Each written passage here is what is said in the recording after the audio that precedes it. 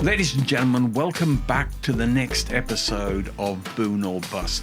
And as always, I'm joined at the hip by my good friend, Mr. Matt Boon.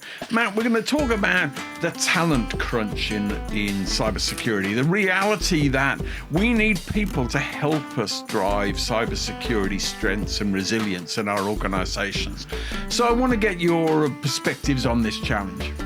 I'm just envisioning being joined at the hip to you, Peter Hind, at the moment. Yeah. So, umbilical cord. That's right, exactly.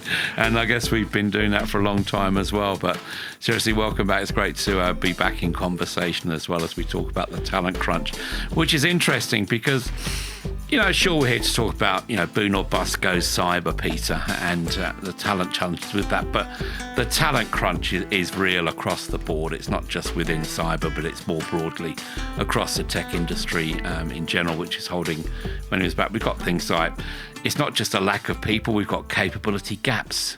Yeah. We've got burnout, and we've got incoherent workforce strategies for many of our people within organisations here in Australia. Well, there's a lot of people who've got a part to play in this, Matt. I get back to the example I mentioned in the first episode of this series with what's happening to my wife. In an organisation that's a digital business without anybody working in cybersecurity, surely somebody in HR is responsible for creating a skills framework for the organisation and identifying we need somebody to work in cybersecurity. So we've all got a part to play in actually fostering that talent.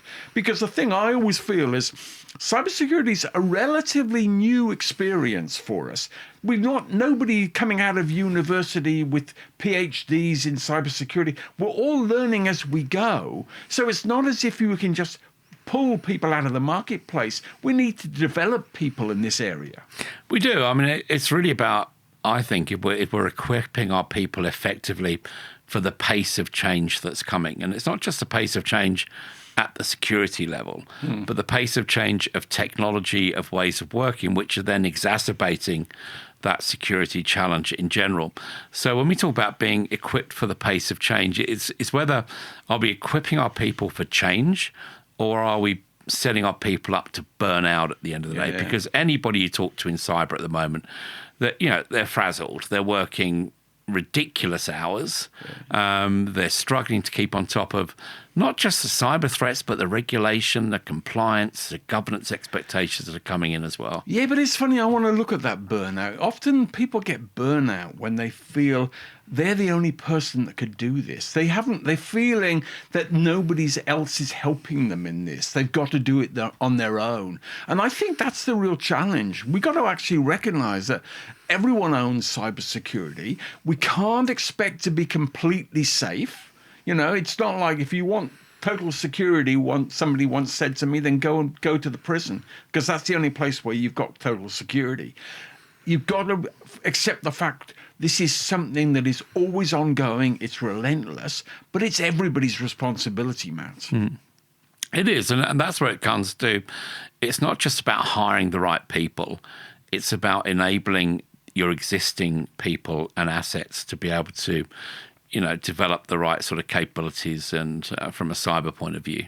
Well, what skills then do you think we need in cybersecurity? What are the attributes of somebody that makes them good for a career in cybersecurity? I would say very high levels of inquisitiveness, Peter. You have to be inquisitive. You have to be able to question. You have to have high levels of responsibility. You've also got to have very high levels of trust and be trusted as well within your organisation. But it's fascinating, Matt, as you were saying that, they're all soft skills. They're not. It's not like you can train someone and then you're a cybersecurity expert. You've got to actually have a personality that lends itself to wanting to help people, but also being curious about what's going on around you, challenging things and not accepting them at face value.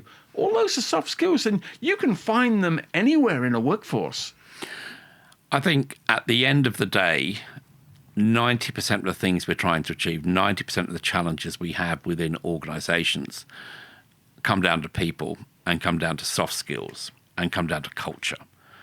So I think that's ultimately, when you look at cyber, that's where it all needs to begin. Of course, we need to make sure we've got the right technologies in place, the right firewalls, the right mobile device management, all these kind of things in place as well. But unless we have instilled the right sort of level of culture and understanding within our people, then all the tools in the world won't protect us, Peter. But man, I'm looking at a world now where each of the major banks is laying off 10% of their workforce because they're going to go to AI and do something. Is that 10% who are being laid off? Is there no way some of those people could be retrained to be cybersecurity people who could work on these things? Absolutely. I mean, people who follow me on LinkedIn will see I made a comment, just a few weeks ago that, since when did sacking people become a badge of honor? Yeah. In this current AI world, whether it's at security or other areas of the organization, there's this kind of almost collective view that, we can show we can get rid of people through new ways of using technology such as AI. That's a good thing. Ultimately, I think you're right, because you can talk to any leader at the moment in any discipline within any organization, and they will tell you they haven't got enough talent, haven't got enough capabilities. So instead of considering how we can reduce the people we have within an organization, we need to think how we can repurpose them. The nirvana for AI and Gen AI particularly, if you go back sort of 2 to 3 years ago, was that how it can free our people up from the mundane, right, to focus on value. Or as someone said to me the other day, how can it help us free people up from the boring shit to focus on the fun stuff, right? Yeah. And that's what we need to be thinking about within our organizations as well.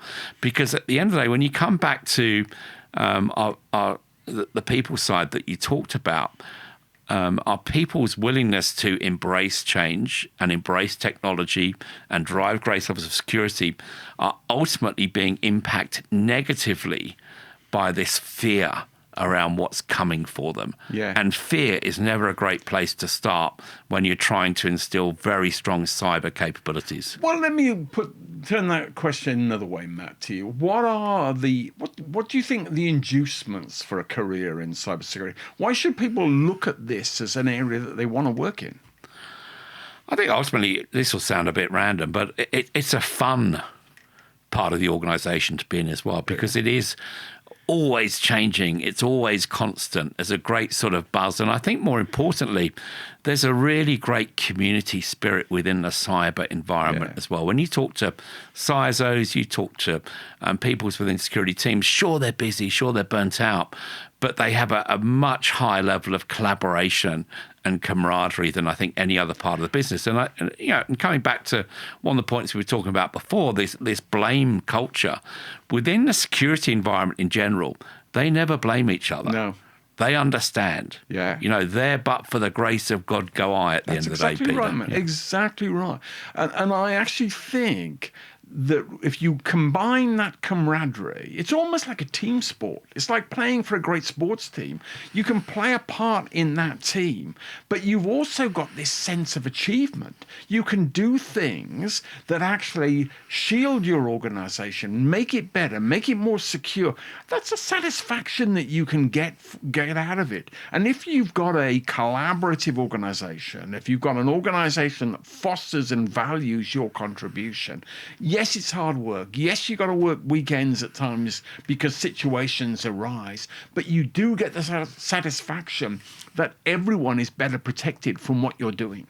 And I think also when you consider how we retain talent within this space as well, Peter, everybody's kind of thinking about what's the long game for my career here. Yeah. If there's one part of technology, or one part right now, which is you're guaranteed a job for life, Peter, and that's in security. Yes. Because it ain't going away anytime soon. Matt, it's getting more and more sophisticated. We spoke about AI earlier, and the reality is, yes, it's going to help us defend, but I tell you, it's going to create some ingenious scams that are going to be coming your way. And it's being on top, being open, having a mind that says, yes, these challenges are there. What can we do to protect ourselves? I think that makes for actually a fascinating career. And as we think about that long-term career, Peter, of course, when we think about things like AI, agentic AI, quantum, and autonomy. These are the areas of focus which really are going to ensure that longevity, but also add to the challenges of managing these environment security as well. And that's where we're going to dig into the weeds a little bit more in the next episode of Boon Bus around the impact of things like AI, agents, and quantum, Peter. And if you're waiting to hear that episode, you can come back to Boon or Bust in the next week and we'll be on top of it for you. Great. Thanks, Peter, as always. Thank you, Matt.